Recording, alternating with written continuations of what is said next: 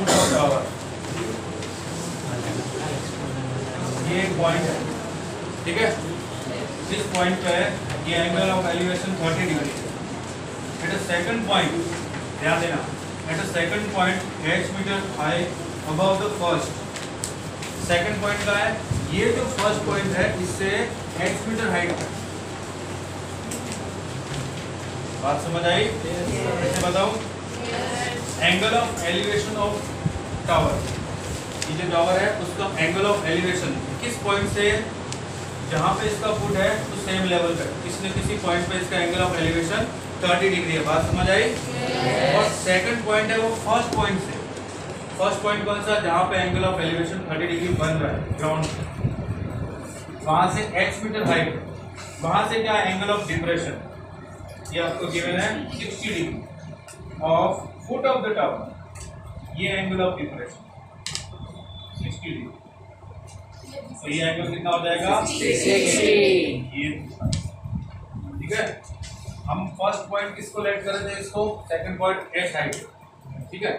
जबकि इन्होंने क्या बोला है कि फर्स्ट पॉइंट जहां से एंगल ऑफ एलिवेशन बन रहा है 30 डिग्री ग्राउंड, वहां से h मीटर हाइट पर सेकंड पॉइंट है और उसका angle of depression foot of tower के साथ कितना है? 60 डिग्री। समझे? तो अभी जो हमने ऐसा कुछ एक डायग्राम बनाया तो ध्यान हो, ऐसा उससे जो फाइंड किया था वही आपका आंसर है।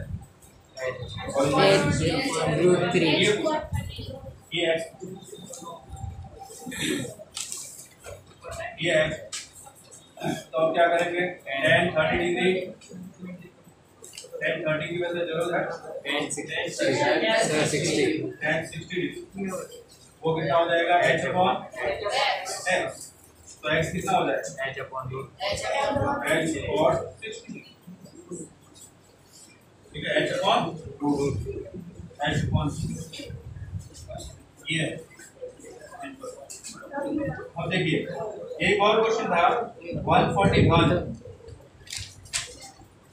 सी मीटर।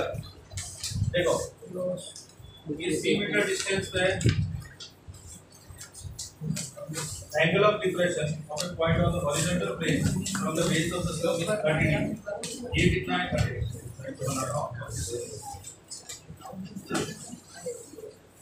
ये 30 डिग्री,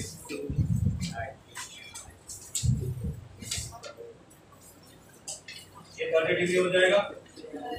अब ये जो है इसका स्लोप कितना गिवन है? ये कितना? सी मीटर और ऊपर जाएगा तो यहाँ से सी मीटर और ऊपर जाएगा तो एंगल ऑफ डिप्रेशन अब कितना हो रहा है? 45 डिग्री। ये एंगल ऑफ डिप्रेशन, लेकिन इसी पॉइंट के साथ 45। देखो क्या लिखा हुआ है, the angle of depression of that point is 45 degree. Clear? Yes. ये मिस्टेक। और फिर इसका ये कितना इंक्लिनेशन आपसे पूछा है, थीटा कितना हो, ये आपसे पूछा, ठीक है। तो आप चाहो जैसे ट्रिग्नोमेट्री लगा के एक्सप्लेन कर सकते हो। एक हम लोगों ने, अगर आपको ध्यान हो तो एमएन थ्योरम पढ़ी थी, ठीक है, वो यूज कर सकते हैं। एमएन थ्योरम कुछ ऐसी थ्योरम, ये एम, ये एन, ये थीटा, ये अल्फा, ये बीटा। तो m प्लस n और theta equal to m for alpha minus n for beta. ध्यान है आपको? यस। अब इस ट्रायंगल को आप ऐसा बना, ये मैं ऐसा बना देता हूँ, ठीक है। ऐसा ट्रायंगल बनाया, ये पॉइंट देखो a b और c और ये d, ये मैंने a बनाया, ये यहाँ पे पॉइंट b बनाया और यहाँ पे पॉइंट c बनाया, ठीक है। अब b पॉइंट कैसा होगा? देखो यहाँ ऐसा कोई d पॉइंट ऐसा है, ये c है, ये c है और ये पॉइंट, ये कितना है? 30 डिग्री, ठीक है। और ये कितना है? पूरा 45। ये पूरा एंगल 45 डिग्री, इसको 15 डिग्री बोल सकता हूँ। यस। अब मुझे बताओ, अगर ये एंगल थीटा है तो ये कितना हो? 30 माइनस थीटा। यस। ये 30 और ये थीटा, ये 30 माइनस थीटा, इन दोनों का सम इसके इक्वल होना चाहिए। इसका और इसका सम इसके इक्वल होना चाहिए ना। तो ये थीटा माइनस 30 डिग्री हुआ, तो ये हुआ आपका पॉइंट कौन सा, देखो एंगल कौन सा है, DBA। ये हुआ आपका थीटा माइनस 30 डिग्री। कोई डाउट? अब ये बताओ ये कितना होगा, 180 माइनस थीटा माइनस 30 डिग्री। इस स्टेप तक किस को डाउट? इस स्टेप तक किसी को डाउट है? आप में से कोई अगर चाहे दूसरा ट्रिग्नोमेट्री जैसे यूज करके सॉल्व करना तो वो उस मेथड से भी कर सकता है, ठीक है। आप लोगों ने अगर अलग अलग वे में किया है तो वो भी सही है। अगर आप mn थ्योरम से करें तो इससे भी आपको वही आंसर मिलेगा। देखिए m plus n, c plus c कितना हुआ, 2c। cot थीटा की जगह कितना लिखो, 180 minus theta minus 30 equal to m c cot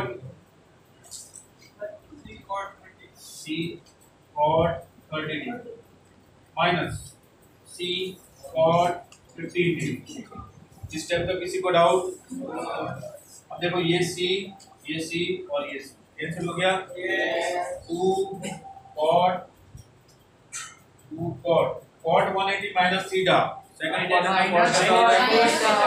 minus cot theta minus 30 degree. किसी को डाउट? ये cot 30 डिग्री है, square root 3 minus cot 15 2 plus root 3, ये हम पहले फाइंड कर चुके हैं, 2 प्लस रूट 3। अब ये कितना हुआ, root 3 minus 2 minus root 3 equal to minus 2, और ये माइनस 2 से डिवाइड करूंगा तो cot 30 minus 30 theta minus 30 degree equal to.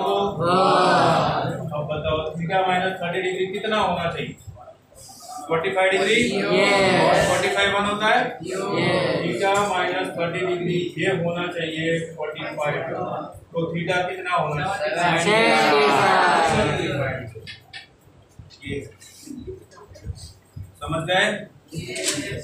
चलिए इसको नोट कीजिए। फिर 144 भी बता,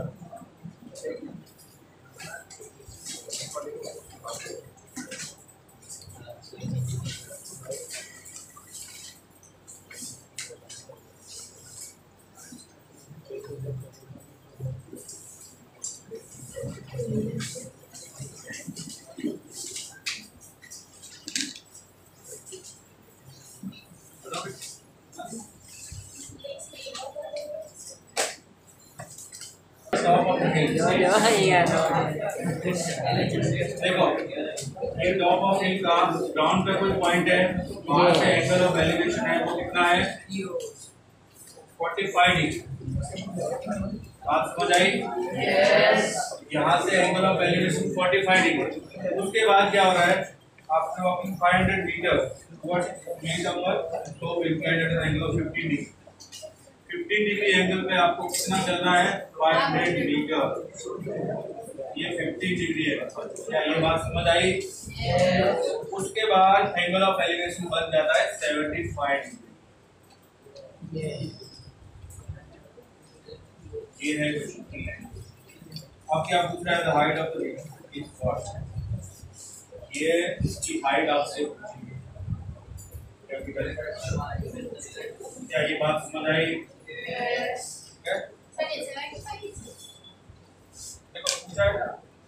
After walking 500 meters towards its summit, the slope inclined at an angle of 15 degree to the horizon. Elevation is 75 degree.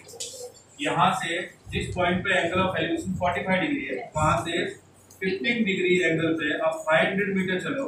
उसके बाद टॉप ऑफ हिल का एंगल ऑफ एलिवेशन 75 डिग्री बन जाए, ठीक है।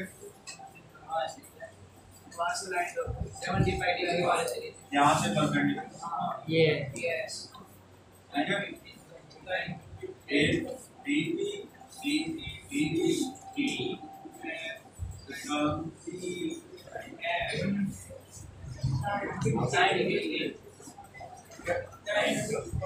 चलो 10 45 डिग्री बताओ।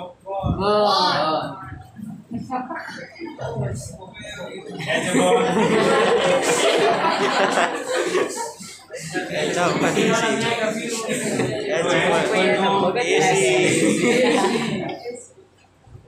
को क्या लिख सकते हैं?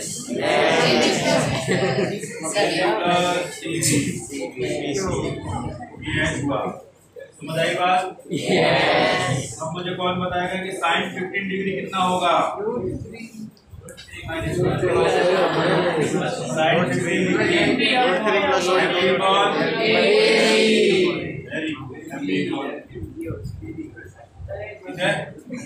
तो MB कितना?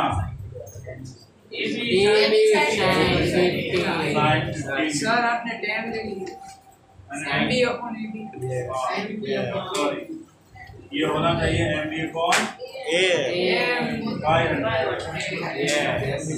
500। अब किसी को डाउट? cos 15 डिग्री कितना होगा? AB कितना होगा?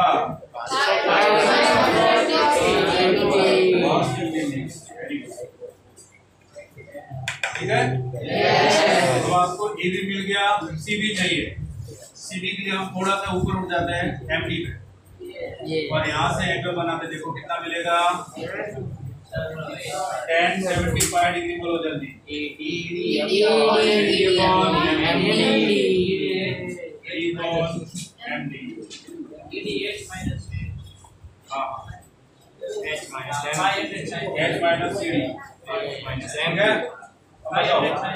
MD का मतलब CB। तो CB कितना आएगा यहाँ से? ED और 75 डिग्री। क्या ये बात समझ आई? किसी को डाउट? अब H कितना है? AB कितना? 500 cos cos 15 degree plus CB कितना? ED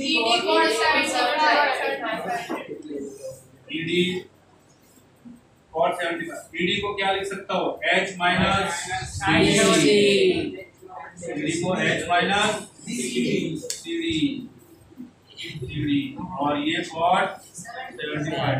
अब CD को क्या लिख सकता हूँ? CD को और MB है अपने पास। H equal to 500 cos degree plus H cos 75 degree minus CD का मतलब MB और MB का मतलब 15 डिग्री इंटू cos 75। ये H को इधर शिफ्ट करो, H कॉमन निकालो, डिवाइड करो। ठीक है? ये आंसर आपके हाथों में।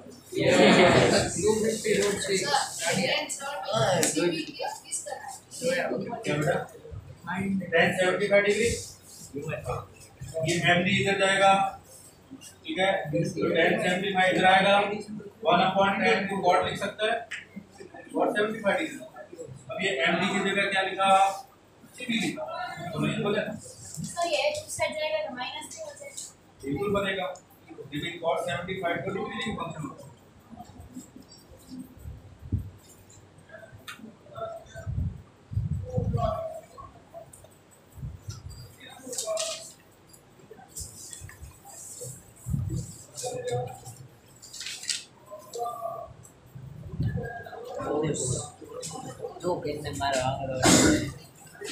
कौन से सेंटेंस होते हैं वो स्टेटमेंट होते हैं?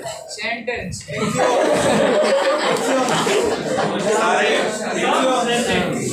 सारे सेंटेंस है वो स्टेटमेंट होते हैं क्या? नो। वो सेंटेंस जो या तो पूरी तरह से राइट हो या फिर पूरी तरह से रॉन्ग। ठीक है, ऐसे नहीं कि किसी और के लिए राइट है किसी दूसरे के लिए रॉन्ग है तो वो स्टेटमेंट नहीं होता।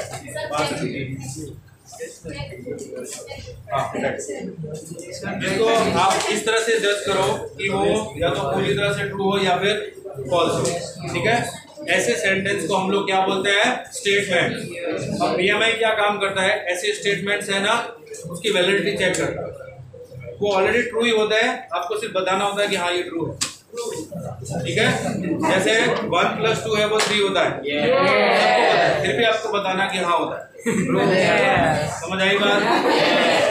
अब सुनो, अब अगर मैं आपको ये बोलूं कि कोई स्टेटमेंट है P of n,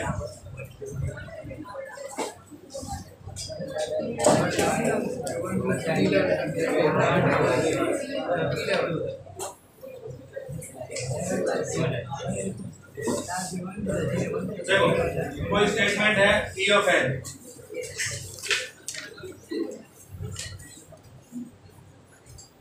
ये कोई स्टेटमेंट, अब मैंने बोला कि ये स्टेटमेंट n = 1 के लिए ट्रू, और n = 1 P of n is true। क्या बात समझ आई? n = 1 के लिए ट्रू है, और आपने ये एज्यूम किया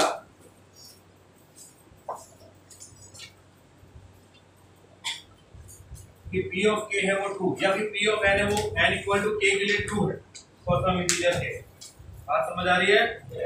P of 1 n = 1 के लिए तो ट्रू नहीं, और आपने ये एज्यूम किया कि P of k भी ट्रू है, फिर आप ये प्रूव कर देते हो कि P of k + 1 भी ट्रू है। इसको ध्यान से समझ, n = 1 के लिए ट्रू है, आपने ये एज्यूम किया, लेट करके चले कि P of k ट्रू है, और आपने इसकी हेल्प से इसको ट्रू प्रूव कर दिया। P of k + 1 is true whenever P of k। क्या ये बात समझ आई आपको? P of k + 1 कब ट्रू होगा? जब P of k ट्रू है। तो क्या मैं ऐसा बोल सकता हूँ कि अगर n = 1 के लिए ट्रू है तो 2 के लिए भी ट्रू होगा? इससे मैं क्या बोल, जब ये ट्रू होगा तो ये ट्रू होगा ही। अगर k = 1 है तो P of 2 ट्रू हो जाएगा, जब P of 2 है तो P of 3 हो जाएगा, जब P of 3 है तो P of 4 हो जाएगा। इस तरह से जितने नेचुरल नंबर है उन सभी के लिए ट्रू हो जाएगा। बात समझ आई? तो अगर आप ऐसा कर सकते हो कि n = 1 के लिए ट्रू प्रूव कर लो, इसको एज्यूम कर लो P of k के लिए, और k + 1 के लिए ट्रू प्रूव कर देते हो, तो ये जो P of n स्टेटमेंट है ये ट्रू हो जाएगा for all n belongs to natural. क्या ये बात समझ आई? समझ गए? ये छोटा सा काम करना पूरे चैप्टर, ठीक है? स्टार्ट करते हैं बिल्कुल बेसिक वाले क्वेश्चन से।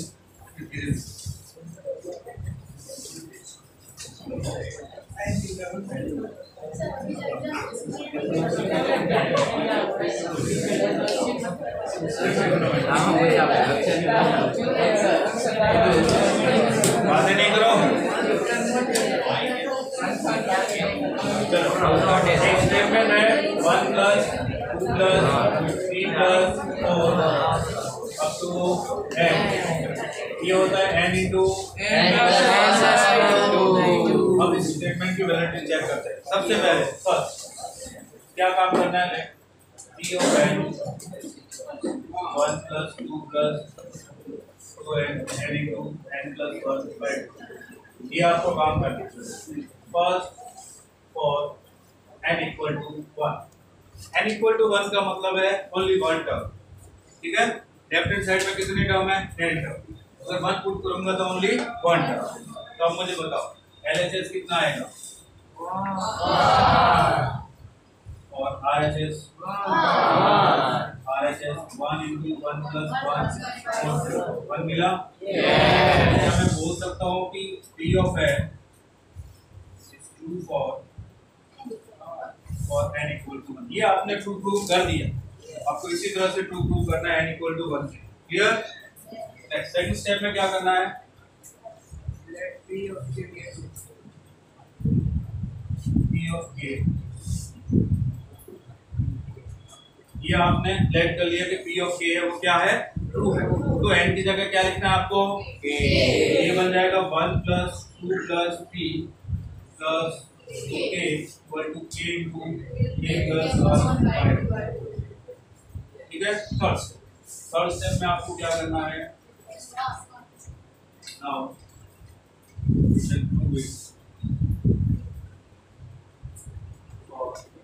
n = k + 1। अब n = k + 1 के लिए कैसे ट्रू प्रूव करना है उसको ध्यान से समझो। n = k का मतलब k टर्म आएगी, तो k+1 के लिए कितनी टर्म होनी चाहिए? k+1।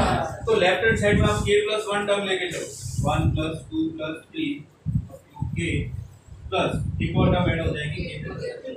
अब आपको प्रूव क्या करना है कि जहां पे भी इसमें n लिखा हुआ है वहां पे k+1 आना चाहिए।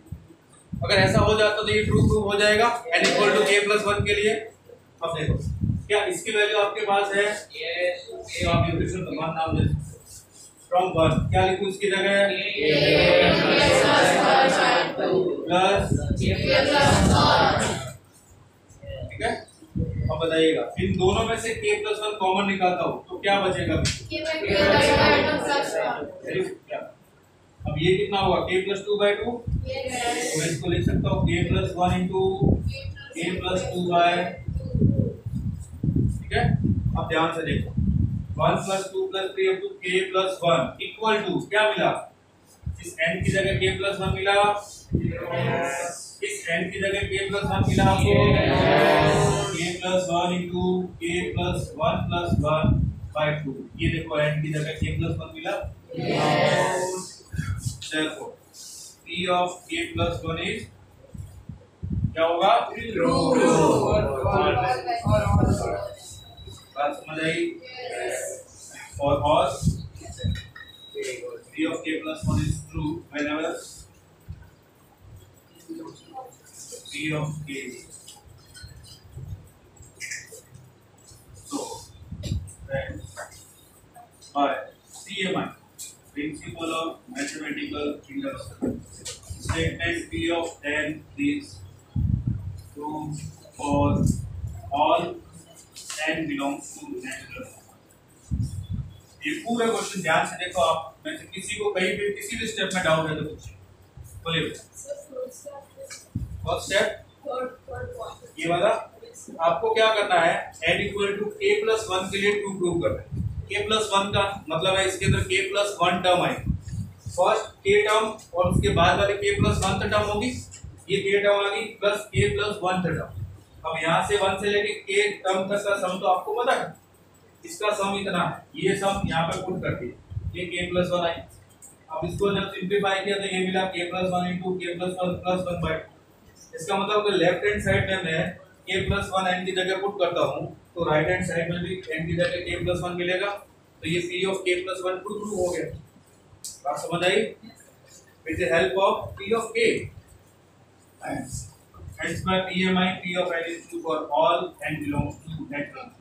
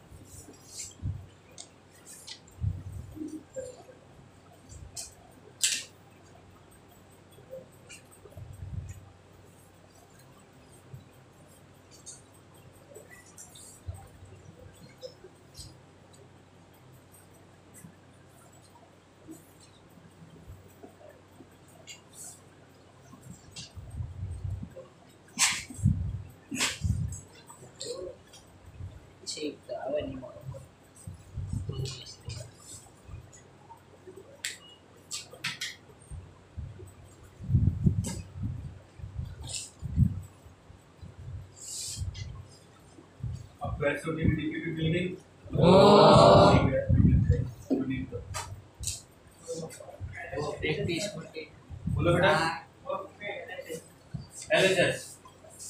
LHS का मतलब है n = 1 का मतलब only one term first term, 2 का मतलब 1 + 2, 2 टर्म्स, डी का मतलब 3 terms.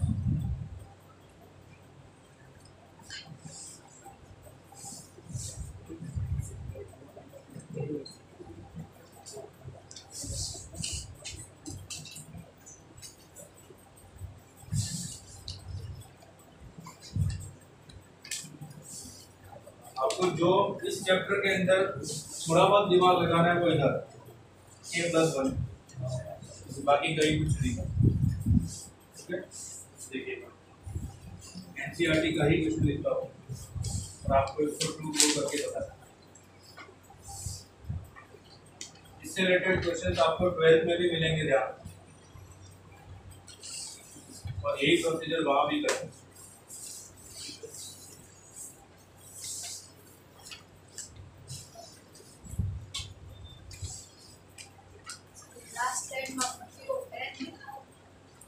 P of n statement P of n for all n belongs to net transfer।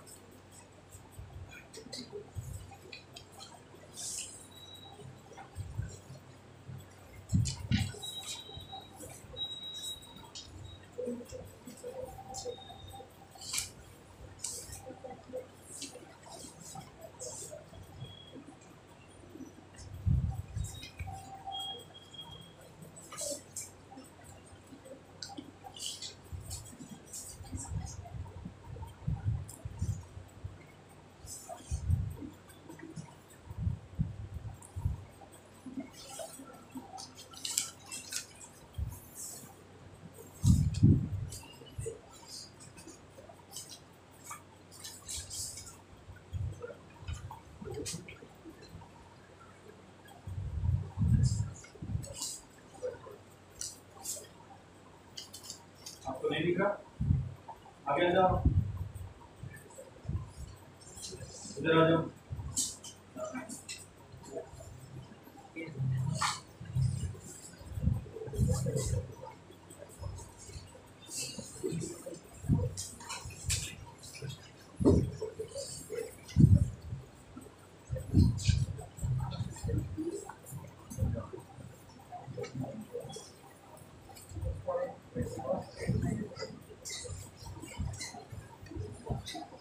इसमें क्या करोगे? इस वाले में सर 1 मिनट संदूर। वेरी गुड, कौन करके बताओ, बच्चे हो तो ऐसे ये वरना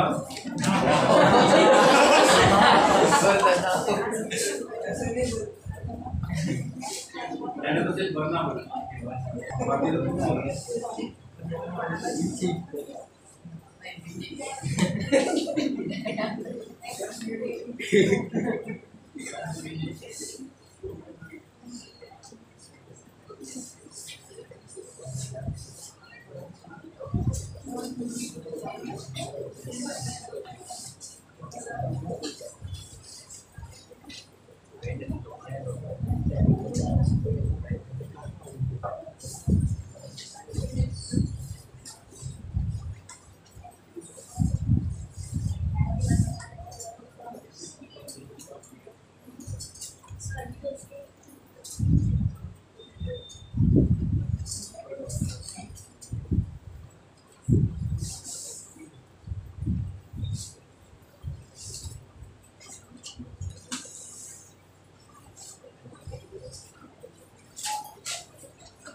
एनसीईआरटी वाले सॉल्यूशन बुक है आपके पास?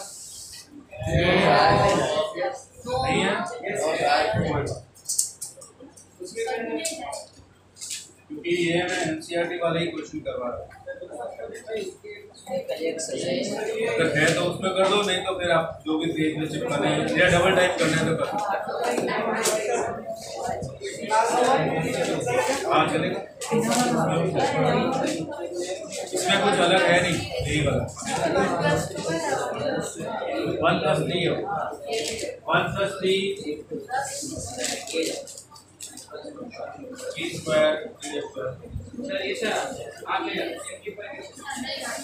हो गया।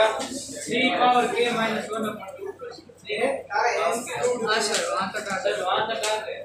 हाँ k+1 के लिए भी करो। अच्छा k+1 उसमें 3 raised to k - 1/2 + 3 raised to k बढ़ा गया। देखो k प्लस 1 के लिए मैं कर देता हूँ, उसके बाद तो आपको पता है क्या करना है।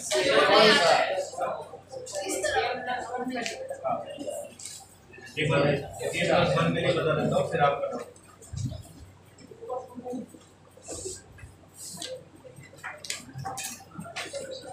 देखो a प्लस 1 के लिए एक टर्म ऐड करोगे आप उसके अंदर 3 रेज़ टू k माइनस 1, ये तो k के लिए आई। k प्लस 1 के लिए 3 रेज़ टू k ऐड करोगे, अब इसकी वैल्यू तो है आपके पास 3 raise to k minus 1/2 plus 3 raise to k, ये है ना। अब ये 2 से मल्टीप्लाई करता हूँ या फिर इसको ऐसा लिखता हूँ 3 raise to k by 2 minus 1/2 plus 3 raise to k, ऐसा लिख सकते हो इसको। अब इन दोनों को साथ में लिखते हैं 3 to k plus 3 raise to k और ये by 2 माइनस 1/2, ऐसा लिख सकते हैं। अब इसमें से 3 रेज़ टू k कॉमन निकालता हो तो क्या बचेगा पीछे? 1/2 प्लस 1/2 प्लस 1 कितना होता है? 3/2 माइनस 1। अब ये 3 रेज़ टू k into 3 कितना हुआ? 3 raise to k plus 1 3 raise to k plus 1 minus 1/2 मिला आपको sir k plus plus 1। Step तक समझ आया? चलो सबसे पहले यहाँ से स्टार्ट कर लेते हैं। और n equal to 1 plus 3 plus 3 square 3 raise to n minus 1, ये है 3 raise to n minus 1/2। n equal to 1 के लिए फर्स्ट टर्म 1, RHS में क्या मिलेगा? 3 raise to 1 minus 1/2। n equal to 1 के लिए देख रहे हैं ना, n की जगह 1, 3 माइनस 1 कितना हुआ? 2/2। Left hand side right hand side equal, P of 1 is true। आप यहाँ पे एज्यूम करके चलोगे कि 1 plus 3 plus 3 square up to 3 raise to n minus 1, ये है सॉरी k माइनस 1, ये है 3 रेज़ टू k माइनस 1/2। अब n equal to k plus 1 के लिए एक टर्म एक्स्ट्रा ऐड करोगे, इसके जगह k प्लस 1 लिख के, अब इसकी वैल्यू तो है आपके पास, ये रही और ये रहा 3 रेज़ टू k, इसका सम क्या था? ये मिला। अब देखो इसके अंदर जहाँ पे भी k था उसकी जगह k प्लस 1 लिखा मैंने, ये k प्लस 1, तो राइट हैंड साइड में भी आपको k प्लस 1 मिला, तो ये p ऑफ k प्लस 1 के लिए ट्रू है, तो बाय PMI ये n belongs to natural number के लिए ट्रू होगा। ओके सर ये लास्ट है 3k plus 1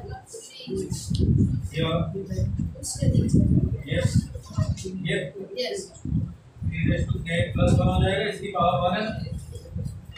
a raise to m into a raise to m कितना होगा? a raise to m plus n, तो k प्लस 1 हो गया, ये माइनस 1/2।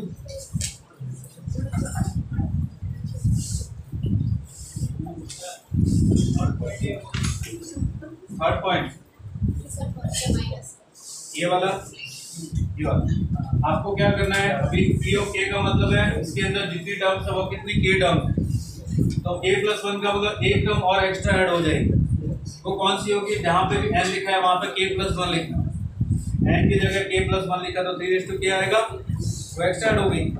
अब इसका सम तो हमारे पास है, ये ना, ये इसमें पुट किया, इसको सॉल्व किया तो ये मिला, ठीक है। तो n की जगह k प्लस 1 मिला, बोथ साइड इधर भी और इधर भी।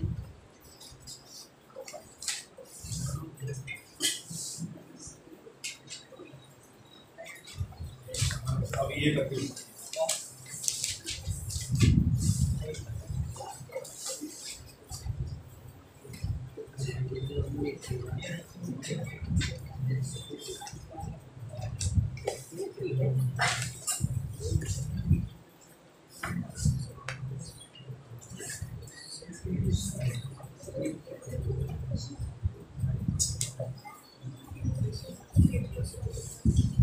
ये करते हैं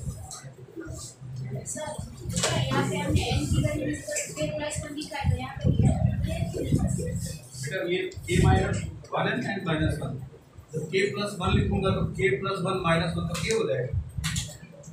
अगर यहाँ पे ओनली n होता तो k प्लस 1 आपको मिलता।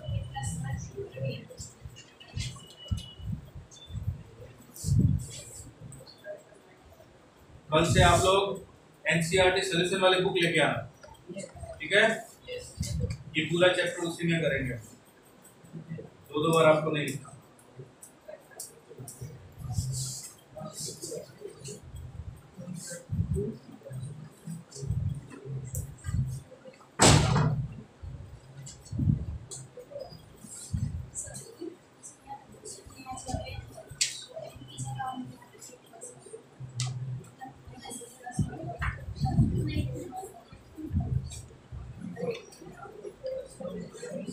के से पहले के माइनस 1 है।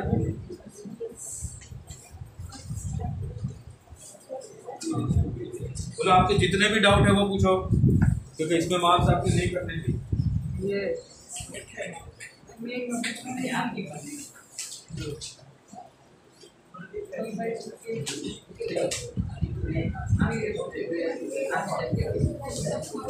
इसके बाद इससे पहले वाले टर्म कौन सी होगी?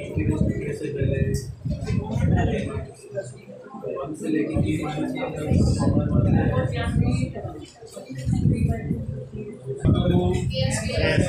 के प्लस 1 होल स्क्वायर, और उससे पहले के स्क्वायर मिलेगा। ये हो गया के प्लस 1।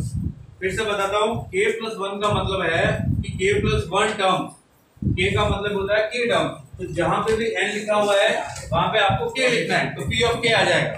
और जहां पे n लिखा हुआ है वहां पे अगर आप k प्लस 1 लिखोगे तो p ऑफ k प्लस 1 आ जाएगा, और k प्लस 1 से पहले k तो आएगा ही ना। हाँ, इसलिए हम लोग लिखते हैं, ये देखो k प्लस 1 होल स्क्वायर, इससे पहले k स्क्वायर आया होगा। ऐसा क्यों लिखते हैं? क्योंकि इसकी वैल्यू अपने पास है, ये वैल्यू है अपने पास, ठीक है? चलो मैं ये क्वेश्चन भी फिर से करवा देता हूँ पूरा।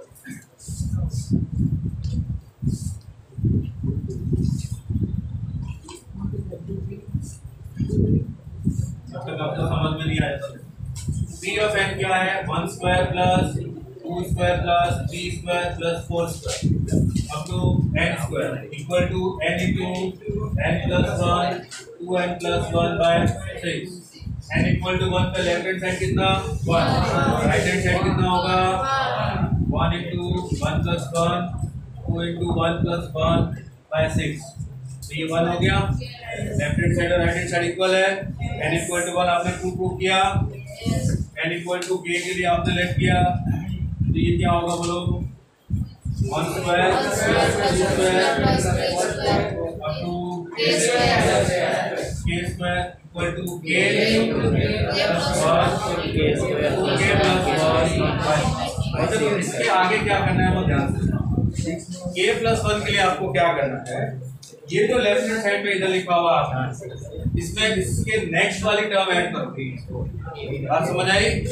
देखो फर्स्ट टर्म में 1 स्क्वायर है, सेकंड टर्म में 2 स्क्वायर है, थर्ड टर्म में 3 स्क्वायर है, केथ टर्म में k स्क्वायर है, तो k प्लस 1 टर्म में क्या आएगा? k plus 1 square. वो ऐड कर दिया? ये आपका लेफ्ट हैंड साइड हो गया, इसके लिए लेफ्ट हैंड साइड हो गया। अगर आपको इसको ट्रू प्रूव करना है तो जहां पे भी राइट हैंड साइड में n है उसकी जगह k प्लस 1 आपको चाहिए। क्लियर? अब बताइए k प्लस 1 कैसे आएगा? इसकी वैल्यू अपने पास है k स्क्वायर तक, ये वैल्यू है, ये यहाँ पे पुट करो इसकी जगह k प्लस 1 और 2k plus 1 by 6 plus k plus 1 whole square. ठीक है? आप चाहो तो इधर ब्रैकेट में फ्रॉम इक्वेशन 1 भी लिख सकते हो, इक्वेशन 1। अब देखो इन दोनों में से k plus 1 common, k plus 1 common दोनों में से। अब इधर बचेगा k into 2k plus 1 by 6 plus k plus 1। इस स्टेप तक किसी को डाउट? ये मिला आपको k प्लस 1 इंटू, देखिए k इंटू 2k कितना हुआ? 2k square plus k plus ये इधर मल्टीप्लाई करता हूँ 6k प्लस 6 बाय 6। अब ये हुआ 2k square plus 7k plus 6, तो ये बना आपका k plus 1 into k square plus 7k plus 6 by 6। अब इसको क्या लिखते हैं ध्यान से देखना, k प्लस 1 ब्रेक करता हूँ 2k square plus 4k plus 3k plus 6 by 6। अब इन दोनों में से 2k common, k plus 1 into 2k common, k plus 2 plus इसमें से 3 कॉमन, k प्लस 2 बाय 6। अब इन दोनों में से क्या कॉमन, k प्लस 2। ये देखो k plus 1 into k plus 2। अब ये कितना बचा, 2k प्लस 3 है ना, तो इस 2k प्लस 3 को मैं ऐसा लिख सकता हूँ 2k प्लस 2 प्लस 1। अब 2k प्लस 2 का मतलब 2 into k plus 1 plus 1 by 6। क्या ये बात समझ आई? किसी को डाउट? अब देखो, जब आपने लेफ्ट हैंड साइड में k वाली टर्म k प्लस 1 वाली टर्म ऐड की, तो राइट हैंड साइड में जहां n है वहां k प्लस 1 मिलना चाहिए आपको। देखो ये n, तो ये रहा k प्लस 1, ये रहा n प्लस 1, ये रहा k प्लस 2 को लिखा k प्लस 1 प्लस 1, तो ये k प्लस 1 मिला। देखो 2n प्लस 1 है तो 2 इंटू k प्लस 1। बात समझ आई? जहां पे भी n है वहां आपको k प्लस 1 मिलना चाहिए। अगर ऐसा हो जाता है तो ये ट्रू प्रूफ।